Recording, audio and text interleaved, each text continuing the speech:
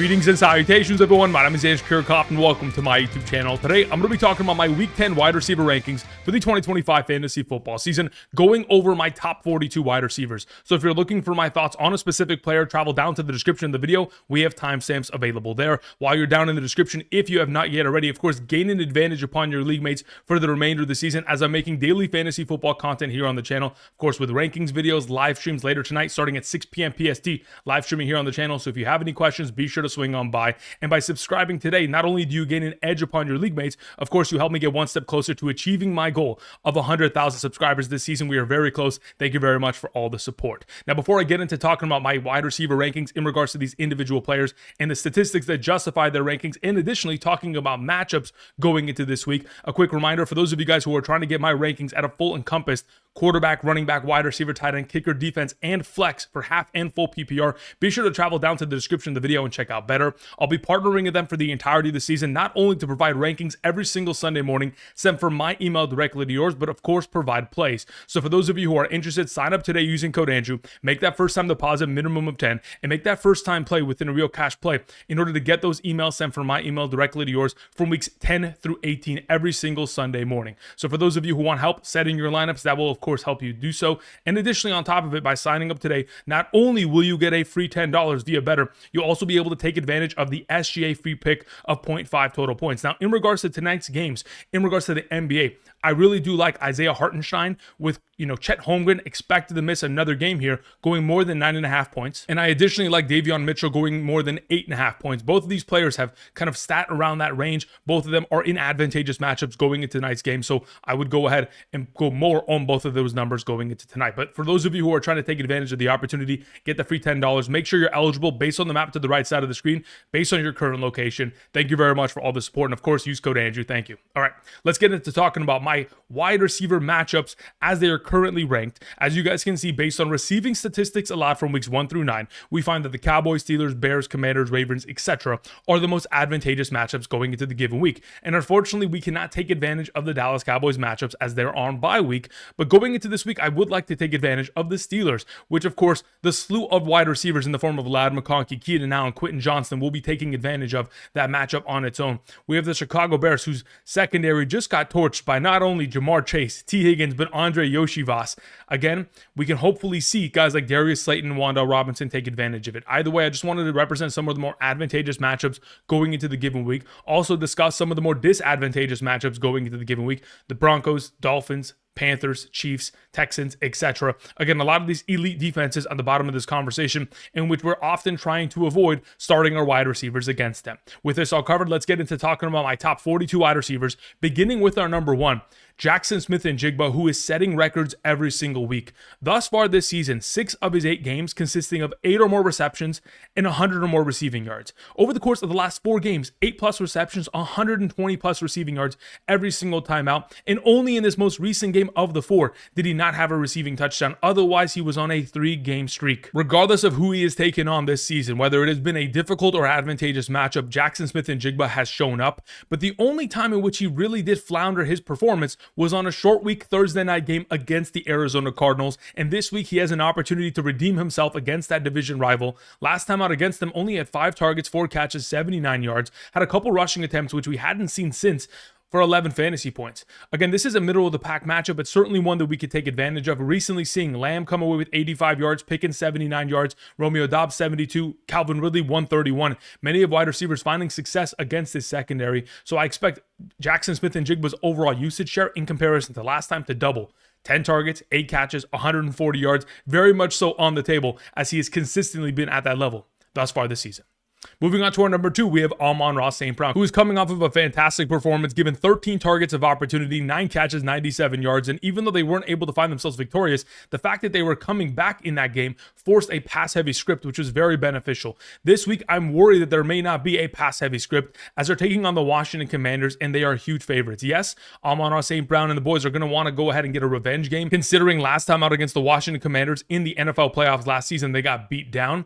Without Jaden Daniels out there and Marcus Mariota for the opposing team, this is going to be a one-sided affair in my mind. Amon-Ra St. Brown should come away with a lot of statistics, primarily because Mike Sandstrill, the primary nickel cornerback of The Washington Commanders has given up the second most targets, second most receptions, the most receiving yards, and the fifth most receiving touchdowns to opposing slot receiving options. The Commanders thus far this season are the fourth best matchup at the wide receiver position, and they just lost their number one cornerback, Marshawn Lattimore. We have recently seen the Seattle Seahawks wide receivers combine for 13 catches, 237 and 3 touchdowns. Kansas City, 16 for 175 and a touchdown.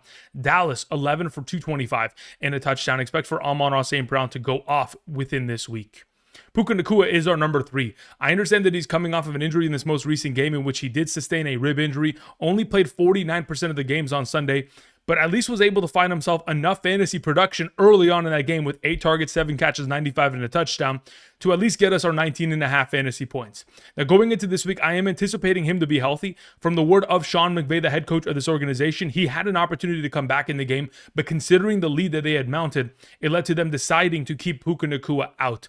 Nonetheless, of the last 3 healthy games in which he has played, he has scored a touchdown every single time out. Considering Matthew Stafford has thrown 3 touchdowns in all 3 of those games, anticipate a high-scoring event this week against the 49ers. This is implicated to being the highest-scoring game with a 49.5 point total. Again, the 49ers are allowing the 12th most fantasy points per game to opposing wide receivers. And last time out for Puka Nacua, he put up 19.5 points against this defense with 10 catches, 85 and a touchdown. I'm expecting for very similar numbers in this matchup. Number 4 to close out the S tier is Drake London, coming off of a 4th consecutive game of 10 or more targets. And going into this weekend's matchup in London against the Indianapolis Colts, I'll see you 6 a.m. Sunday morning PST, live streaming here on the channel. If you have any questions, swing on by. This is expected to be a negative game script. Of course, the Colts as of right now are 6.5 point favorites. So in this situation where the Colts are favorites, they're going to mount a lead, and the Colts are the 7th best matchup at the wide receiver position, considering all the injuries they have had on their secondary. The question is Sauce Gardner going to play on a potential short week after being traded, coming off of the concussion protocol? In the event in which, of course, Sauce Gardner is available, it does elevate the Colts secondary and lessens the overall potential for upside for Drake London. But that being said, you have to remember that over the course of this season thus far, Drake London has found 32% of his receptions from the slot position, and in this most recent game, had 5 targets, 3 catches, 20 yards, and 2 receiving touchdowns. That's 15.5 fantasy points from the slot receiving position, which Sauce Gardner technically would not follow him in that direction. We have seen recently slot receiving options such as Lad McConkey, 9 for 67. We're talking about Keenan Allen, 11 for 119 and a touchdown. Jameer DK, 7 for 93. Calvin Austin, 5 for 56. Drake London in the slot position, finding a lot of success this week, is my expectation. Number 5 is Justin Jefferson. Again, has a solid start with the J.J. McCarthy era of this offense post the Carson Wentz injury. In the last 9 quarters of play with J.J. McCarthy, 19 targets, 12 catches, 168 and 2 touchdowns. If we talk about that on a per quarter basis, and we combined 4 total quarters, he's averaging about 15.47 fantasy points per game with J.J. McCarthy when they are both active since week 1. So if we're going to be in a position in which Justin Jefferson is going to be exposed to the 5th best matchup at the position, taking on the Baltimore Ravens, in most likely a negative game script, we have seen many of wide receivers such as Jaylen Waddle, 82 yards last week, should have had more. Adunze, 114. I mean, even the Kansas City and Houston's wide receivers absolutely torched that defense. But when you have Lamar Jackson out there, of course, it's going to promote even more passing in the direction of a guy like Justin Jefferson and Jordan Addison, so expect for a high overall clip of opportunity for both these receivers. Moving on to our number 6, we have Emeka Egbuka. He has scored less than 8 fantasy points in each of the last 3 games. Of course, he was dealing with a hamstring injury, leaving one of those games early, and additionally, being limited in the other game. He's also seen a flux of overall targets that haven't been the most accurate from Baker Mayfield, but after the bye week, I am anticipating the opportunities to stay consistent as he has had 21 targets in just the last 2 games. Hopefully, he'll be able to get those targets, especially with Chris Godwin and Bucky Irving not practicing earlier today. There is an expectation in which Emeka Egbuka is going to have to carry this team on his back once again. Of course, this most recent game against the New England Patriots, we have seen London go for 9 catches, 118 and 3 touchdowns. DK, 70 and a touchdown. Olave, 6 for 98. Again, like I mentioned earlier with Drake London, 2 of his receiving touchdowns from the slot receiving position. Same thing with Jameer DK, a big 30-yard touchdown from the slot. So if Emeka Egbuka gets moved around, potentially utilized in the slot to move him away from Christian Gonzalez, that would certainly help him in his overall execution this week. Number 7, we have Davante Adams. Look, he's the number 1 wide receiver in terms of red zone targets and receiving touchdowns, and that has to be respected in terms of being a top-tier option every single week, as he has scored 5 receiving touchdowns in just the last 2 games, and they are incredibly close to the goal line. These are touchdowns as far as 2, 1, 3, 1, and 4 yards away from the goal line. So if you're going to continue to get all these red zone opportunities in your direction, taking on the 49ers defense, the 12th best matchup at the position, allowing over 27 fantasy points per game to opposing wide receivers, I expect both Puka Nacua and Davante Adams to torch them, just like last time out. Again, last time out for Davante Adams wasn't the most overall success, had 11 targets, only 5 catches for 88 yards, but I am anticipating for a very similar overall opportunity share, and when he does get so, it's going to be down in the red zone, which will eventually lead to a touchdown and an automatic play. Number 8 is Garrett Wilson, coming off of not only his injury, but also the most recent trade discoveries of the New York Jets, sending away majority of their defense. This does open up opportunities for Garrett Wilson to be in negative game scripts every single week henceforth for the remainder of the season. And regardless of who plays at quarterback, as long as Garrett Wilson is healthy, from weeks 1 through 5 this season, was averaging 9.6 targets per game and 15.74 fantasy points per game. Has scored 4 receiving touchdowns in the last 5 healthy games. And if we're going to be in a position in which we have Garrett Wilson getting this kind of level of opportunity, taking on the Browns, allowing nearly 27 fantasy points per game, the 13th best matchup at the position. We've recently seen, prior to their bye week, Matt Collins, 89 yards on 7 grabs. Kayshon Boutte, 75 yards and a touchdown. Metcalf, 95 and a touchdown. JJ, as in Justin Jefferson, 7 catches for 123. Many of wide receivers finding success, and Garrett Wilson will be next on that list. Number 9 is Michael Pittman Jr. to close out the A tier. Look, the reality of the situation is Michael Pittman Jr. has been incredible. 7+ receptions in the last 3 games, 16+ fantasy points and a half PPR in each of those 3 games. So as long as he's going to continue to play at this level, currently the number 6 overall wide receiver in fantasy football, number 6 in receptions, number 12 in receiving yards, and number 3 in receiving touchdowns, even with all of the volume that surrounds him in the form of Jonathan Taylor, who is a touchdown monster. You have Tyler Warren, one of the best tight ends in the league thus far this season. Additionally, Alec Pierce and Josh Downs delivering weekly performances at an incredibly high level. Still, you have Michael Pittman Jr. clearing away the favorite receiving option of this offense. And with the run game back this week, in comparison to where it was this most recent week in which they had to ditch the running game, I expect for, of course, these boxes to be heavy. And when they are, it'll soften up the coverage and the opportunities for Michael Pittman Jr. to put together another huge performance this week. Number 10, we have Ladd McConkey. Look, he has led all Chargers wide receivers in the last 4 straight games in terms of total targets per game. And if he's going to continue to get that elite share of opportunity, of course, it's going to lead to 10+ fantasy points every single time out. And when you have an opportunity of taking on the Steelers secondary, the second best matchup at the position, again, 32.96 fantasy points per game. We have recently seen the Indianapolis Colts wide receivers combined for 22 receptions, 294 and a touchdown. We're talking about both Alec Pierce and Michael Pittman Jr. with 115 yards. And then additionally, Josh Downs from the slot position, which of course McConkey will be inhabiting, going for 9 targets, 6 catches, 50 yards and a touchdown. Again, if there's going to be a possibility in which McConkey is exposed to a very similar share of opportunity, on top of the fact that the Steelers have given up 170 yards and a touchdown to Green Bay, 306 and 2 touchdowns to Cincinnati, I'm hoping that the Steelers offense can keep this competitive and keep up in the overall matchup, for if they can, Ladd McConkey has even more upside. Number 11 is Jaylen Waddle. Over the course of 4 of the last 5 games, 5+ receptions and 82+ receiving yards. That baseline of production, on top of the fact that he has touchdown potential this upcoming week taking on the Buffalo Bills, is incredibly promising, because last time out for this Miami Dolphins offense, we saw Jaylen Waddle and Tyreek Hill both find success in week 3. Jaylen Waddle coming away with 12.4 fantasy points, having scored a touchdown. Tyreek Hill coming away with 13.4 fantasy points, scoring a touchdown. So if we're going to be in a position in which it is a negative game script, I understand a divisional game typically is going to be a closer scoring one. The Miami Dolphins have kept this relatively competitive for the last 3 matchups over the course of the last couple of years here. I would still anticipate for Jaylen Waddle to be given his ample opportunity set, and when he does hopefully find the end zone this week, to be in the top 12 conversation. Number 12.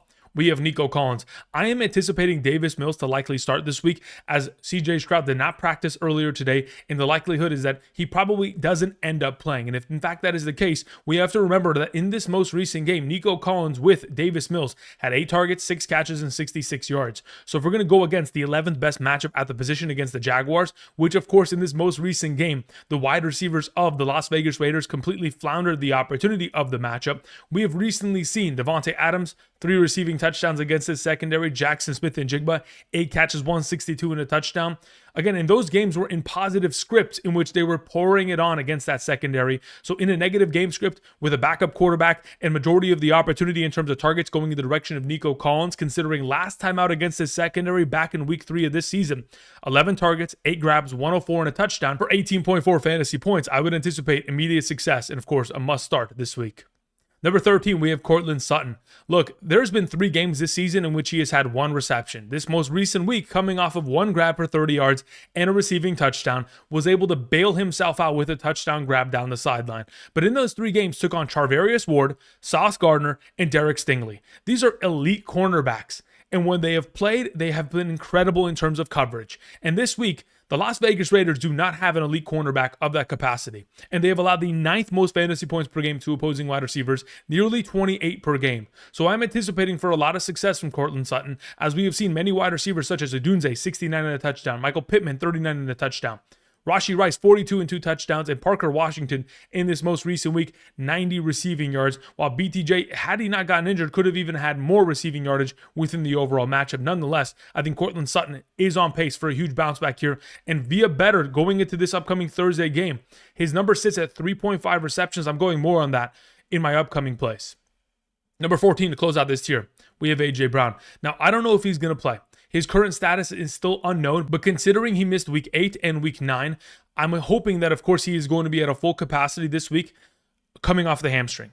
Last time out that we saw him against Minnesota, 4 catches, 121 and 2 touchdowns. That's the level of A.J. Brown I anticipate to see for the remainder of the season, as they have one of the easiest strength of schedules at the wide receiver position. So I anticipate for A.J. Brown and DeVonta Smith to carry your fantasy teams henceforth. This week they take on Green Bay, who are the 17th best matchup, middle of the pack, but still 25.25 fantasy points per game on average allowed to opposing wide receivers, where Metcalf went for 55 and a touchdown, Roman Wilson 74 and a touchdown, Chase 94 and a touchdown, Pickens 134 and 2 touchdowns. Wide receivers have found success, especially these outside wide receivers that play a lot of man coverage one-on-one. Again, when we're talking about man coverage, you cannot lock up A.J. Brown in that situation. He is one of the best wide receivers in that category. So anticipate A.J. Brown to go back to being what he was early last season, week 1 against Green Bay.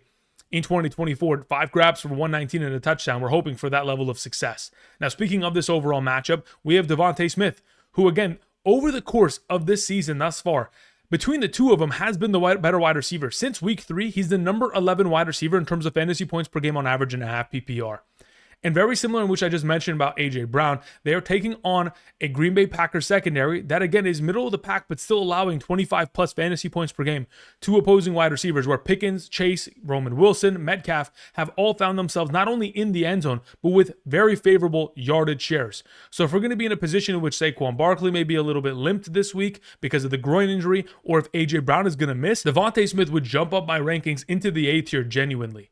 Because last time out against his Green Bay defense, week 1 of 2024, 7 grabs on 8 targets for 84 yards. But in terms of the overall opportunity share that he has seen recently, we're talking about 6 plus grabs in 4 of the last 6 games for this offense and in the direction of DeVonta Smith.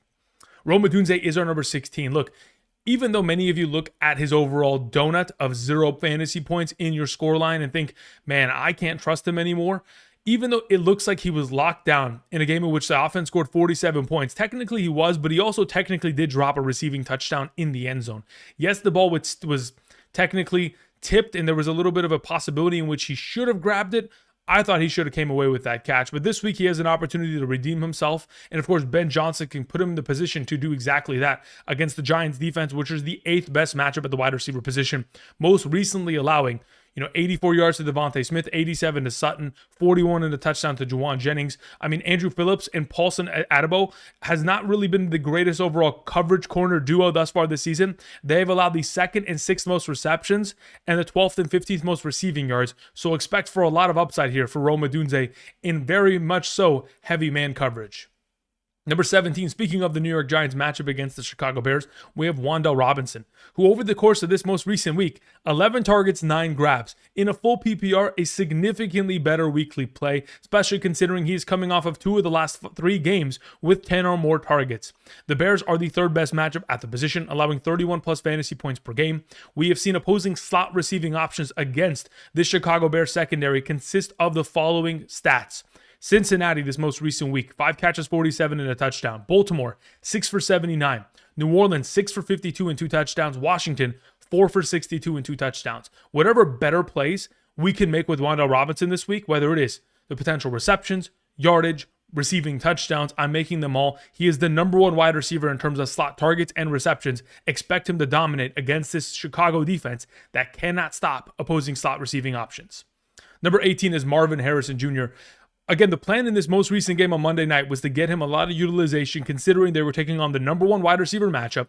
And of course, they wanted to feature him more going into the remainder of the season. And who would have guessed that opportunity leads to success with a talented wide receiver? And now that Jacoby Brissett has been named the starter going forward, I'm anticipating for Marvin Harrison Jr. to continue to be featured in this offense. And now that they have an opportunity of taking on Seattle, who is not only an elite run-stop defense, but has been dealing with many of injuries in their secondary, I am anticipating a boat race in which Seattle takes an early lead and forces for Jacoby Brissett to throw the ball for a majority of this game in the second half. And luckily for Marvin Harrison Jr., last time out against this defense in week 4, 10 targets, 6 catches, 66 and a touchdown. Could have even had a greater game had he not dropped a couple of those passes, but nonetheless should be a fantastic play going forward with Jacoby as a starting quarterback. Number 19, we have Stefon Diggs.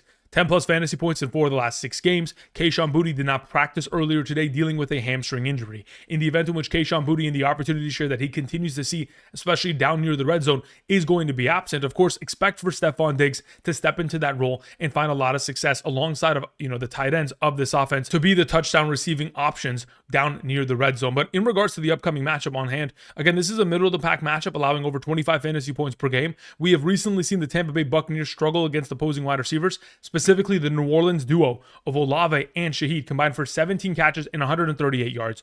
Amon-Ra 86 and a touchdown. Kendrick Bourne 142 against them. Jaxon Smith-Njigba 8 catches, 132 and a touchdown. There's a lot of potential for success here for Stefon Diggs in a matchup in which it should be a high-scoring event. Number 20, we have Chris Olave. Speaking of his most recent performances against Tampa Bay, I know this most recent week was relatively underwhelming, but going forward in the absence of Rashid Shaheed, we got to remember that Rashid Shaheed has had 30 targets in the last 3 games. So those opportunities are going in the direction of Chris Olave as we proceed forward with Tyler Shough as the starting quarterback of this organization. And considering Chris Olave is a zone coverage assassin, and the Panthers are top 5 in terms of zone coverage percentage thus far this season, they are an exclusive zone coverage team. Anticipate for Chris Olave to absolutely dominate within this category, as we have recently seen Romeo Doubs, who is a zone assassin, like I mentioned this time last week, go for 7 catches and 91 receiving yards in a very underwhelming offensive performance for the Green Bay Packers. But we have recently seen, George Pickens, 9 for 168 in a touchdown. Waddle, 6 for 110 in a touchdown. Diggs went for 101. Shakir, 88 in a touchdown. Everyone finding success, and with Shaheed absent, Olave should be a monster this week in a half PPR. Number 21 is DK Metcalf. We're in trouble if he doesn't score a touchdown, because the lack of opportunity this most recent game of 4 targets, only 2 catches and 6 yards is honestly unacceptable for the talent at which DK Metcalf currently has. But we know that the wide receiver position does have incredible volatility. Every single wide receiver I've already mentioned thus far today has been subject to this thus far this season, whether it is a Jaxon Smith-Njigba, an Amon-Ra, a Courtland Sutton, a Chris Olave. It doesn't matter. Everybody disappears once every couple games, and it happens. But going into this weekend's matchup against the Chargers, this is expected to be a game in which the Chargers should take advantage of the fact that the Steelers secondary cannot stop an opposing wide receiver. And if Justin Herbert can light up this defense, and it forces for Aaron Rodgers to have to throw it, again, we have seen many of wide receivers find success against his secondary. Jefferson for 74 yards with a one-armed quarterback. Alec Pierce, 98 yards. Michael Pittman, 58 and a touchdown. Waddle for 95. Deebo for 96 and a touchdown. Many of wide receivers finding success, and hopefully DK Metcalf is next on this list. Number 22 is Zay Flowers.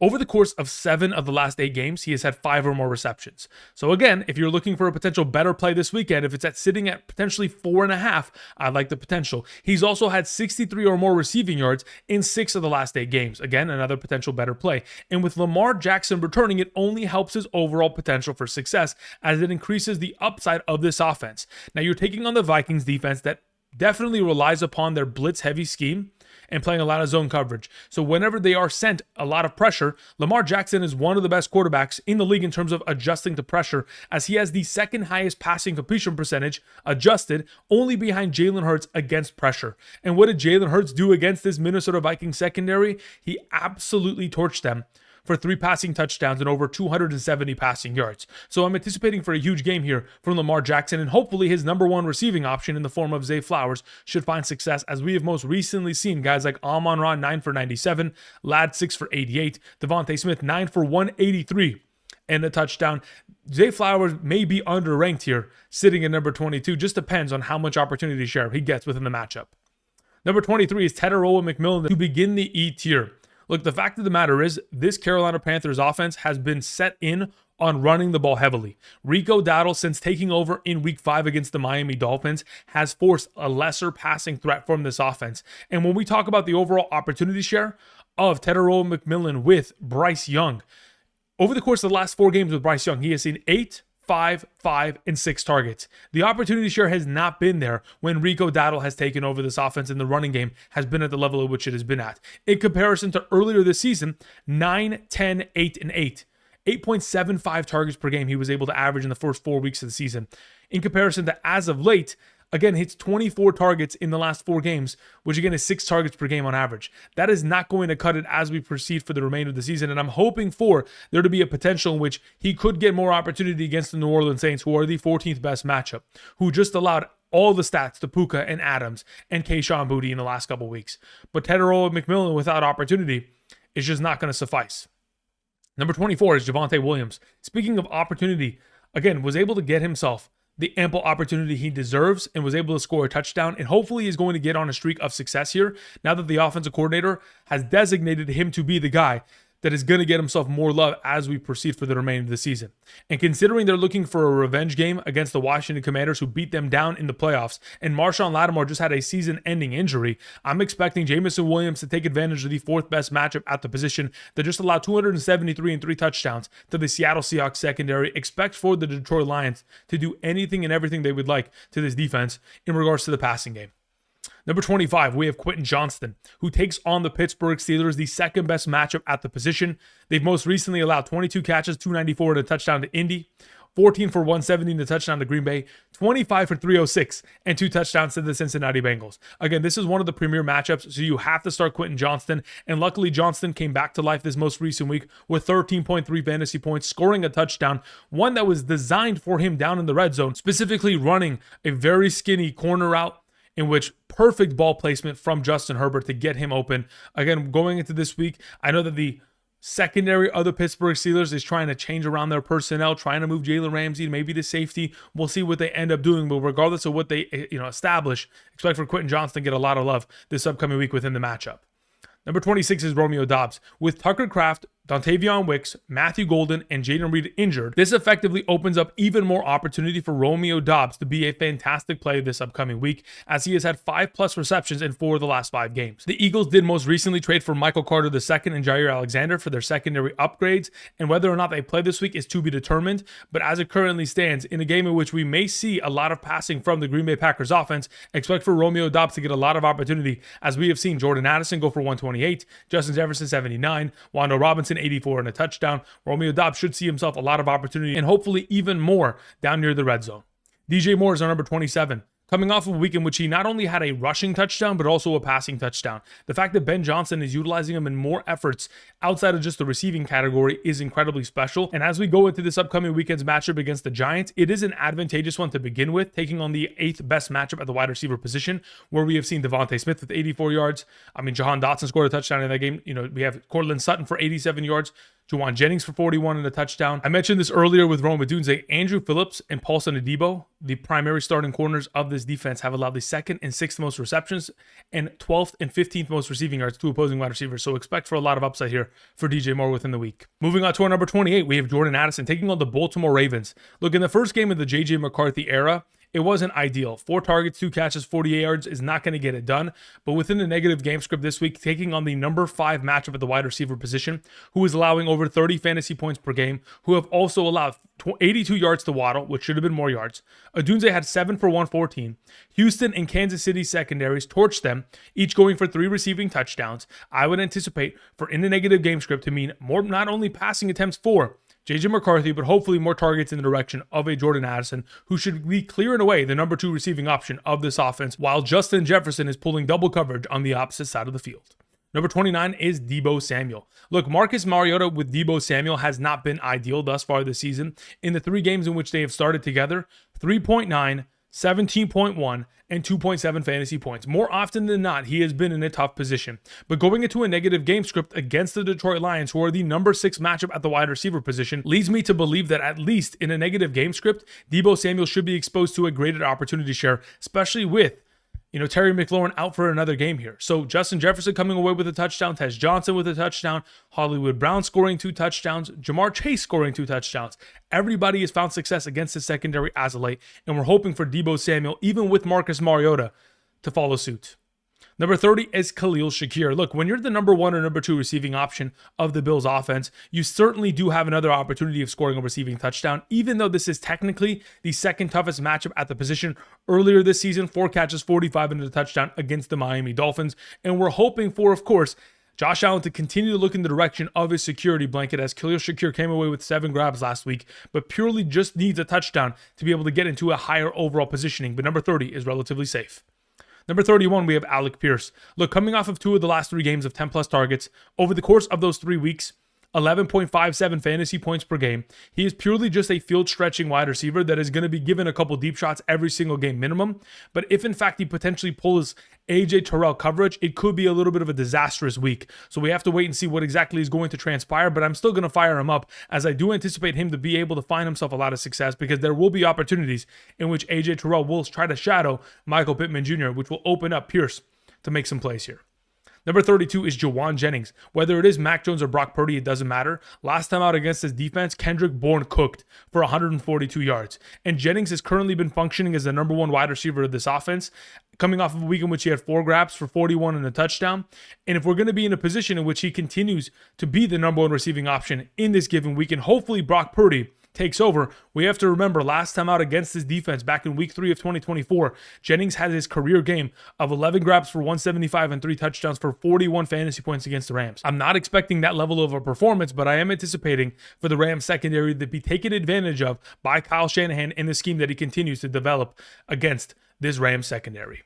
Number 33 is Josh Downs, who's coming away with 3 straight weeks of a receiving touchdown when healthy. Whenever you're able to score touchdowns, it's fantastic, but where he is scoring touchdowns makes it even more promising, as all 3 of his receiving touchdowns have been from the 10-yard line or closer. Going into this week, they take on, of course, the Atlanta Falcons, who most recently allowed New England slot receiving options to come away with 4 grabs and 104 yards. I'm hoping for a huge overall week in regards to the opportunity share of Josh Downs, like this most recent game in which he had 9 targets, 50 yards and a touchdown. But of course, for him to get that potential touchdown upside to make him even better than the number 33 overall rank. 34 is Keenan Allen.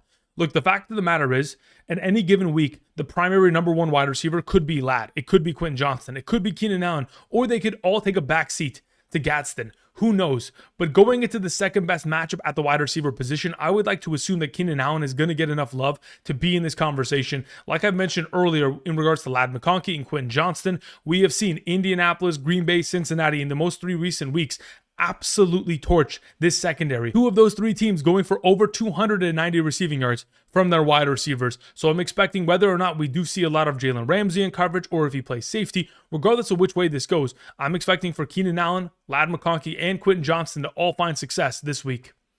Number 35 is Troy Franklin. The last 3 games has consisted of 10, 8, and 10 targets, but he's only came away with 13 receptions on 28 total opportunities, primarily because the overall opportunities haven't been the most accurate. But nonetheless, the opportunity share is there, and when you're taking on the 9th best matchup at the position, who most recently allowed 8 catches, 90 yards to Parker Washington as a primary slot receiving option. Additionally, the Kansas City Chiefs wide receivers in the slot position the week prior torched the Las Vegas Raiders. I mean, Rashid Rice coming away with 42 and 2 touchdowns is enough. I would hope that Troy Franklin on a short week can get himself a very elite opportunity share, and when he does so, come away with at very least a touchdown to make him better than the number 35 rank.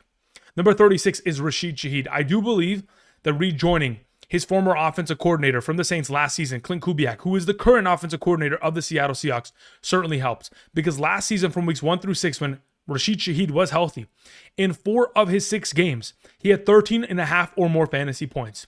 The way that they're going to utilize him is as a deep receiving threat, so expect him to take over the role of what Torrey Horton has provided thus far this season. And even with Cooper Kupp missing time with a hamstring injury, I would anticipate for Rashid Shaheed to immediately join this offense, knowing the lingo, the jargon, to just need a week of practice to get on the same page as Sam Darnold, and expect for him to get an opportunity taking on the Cardinals this week, allowing over 24 fantasy points per game.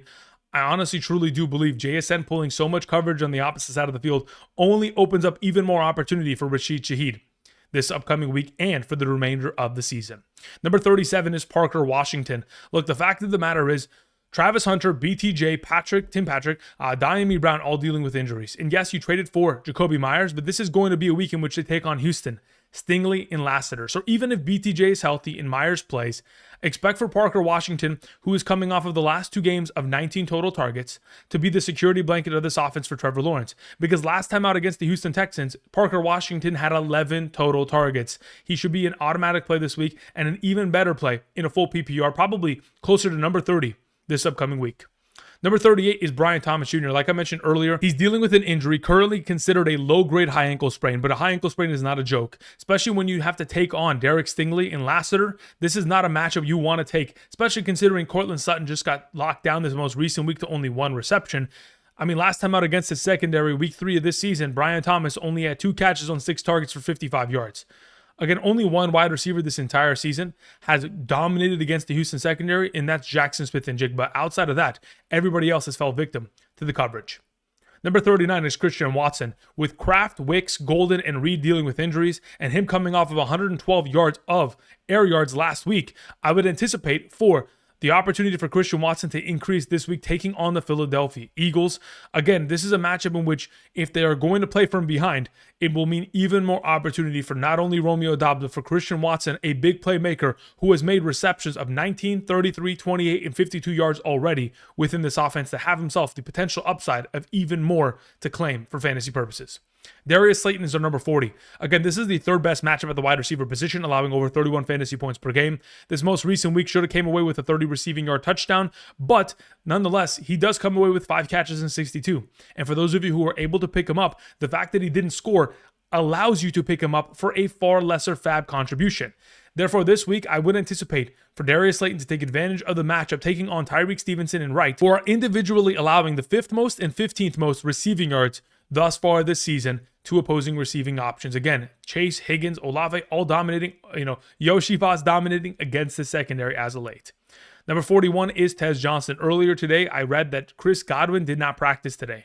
If he's trending towards missing another game and Emeka Egbuka is going to be pulling Christian Gonzalez coverage, I would expect for, yes, Marcus Jones and Carlton Davis, who have played incredibly well thus far this season, to take care of Tez Johnson, but he would still be incredibly valuable considering Baker Mayfield post-bye week should be on an absolute tear within this offense, going ahead and taking care of this New England Patriots defense.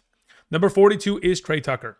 This is the toughest matchup, and even with Patrick Surtain expected to miss with the pectoral injury, even in the absence of Jakobi Meyers, it may present a couple more opportunities per game, but if the quality of those opportunities aren't up to par, is it really worth it for Tre Tucker to be a start? Yes, it's going to be a negative game script, but I don't think Tre Tucker is a good enough wide receiver to be able to take advantage of the opportunity. I would anticipate for Brock Bowers to be the primary workload share kind of contributor alongside of Michael Mayer this upcoming week, taking on the Denver Broncos. Okay, that's going to cover it in regards to my top 42 wide receivers. Yes, a long video. Quick reminder for those of you guys who want my all-encompassing rankings every Thursday and, of course, Sunday, be sure to check out the Patreon and sign up via the 2025 Fantasy Football Champion tier, as you can send me individualized questions, of course, at an unlimited capacity, asking me about trade questions, starter sits, waiver wire questions, anything that you have. And of course, you'll get access to the Discord community server that is exclusive to Patreon only members. Again, thank you very much for supporting the channel. Thank you everybody for watching. I'll be back tomorrow and of course later tonight, live streaming on the channel. Until next time, I'll see you guys. Peace.